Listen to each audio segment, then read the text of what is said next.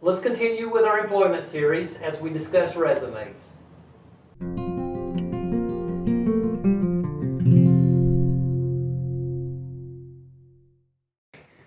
A resume is a 1 to 2 page document that summarizes your personal work history as well as your training and education. You're going to need both in paper form as well as on your computer. And if you don't have a computer with a printer, ask a friend or use one at the library. Now, you also need to choose a nice format that is well organized. Choose a basic font such as Times New Roman or Arial and stick with one font and the same font size. Use bold and caps to highlight main sections. There's free templates online and that will help you a lot. The heading is going to be at the top of the front page in the center, and it's going to give your name, address, your phone number, and your email address.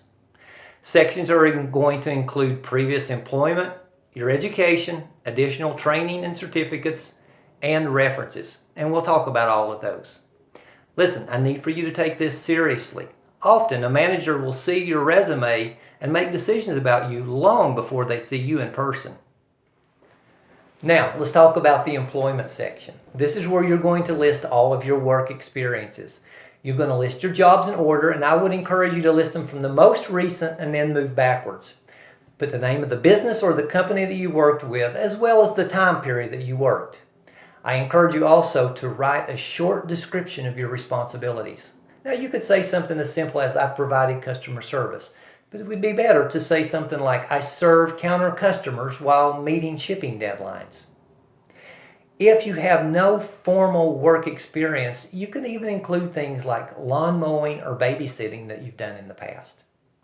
When you get to the education section, you're going to include the name of your high school, your college, as well as the year you graduated.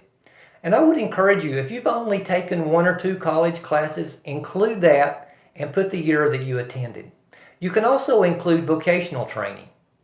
Now, when it comes to the additional training and certificates section, this is especially important if you have a limited resume. You want to include classes that show that you're developing a skill set. So it could be a computer class, PowerPoint, or a money management seminar. You want to communicate that you're a learning, growing person and that you're well-rounded. And I would just say this, if you don't have this to put on your resume, go out and take a few classes. It'll only help you out. Your references are people that you list who are going to confirm your character and your work ethic. Usually you're going to use 3 of these, and you're going to include their name, their phone number, and their email address so that they can be reached. Select people who are respected in the community. Former supervisors, teachers, a pastor, coaches, directors of a club that you may have attended, your vocational instructors, or even your landlord. These people are going to vouch for your character, your work ethic, your honesty, and recommend you for the job. Don't use family members.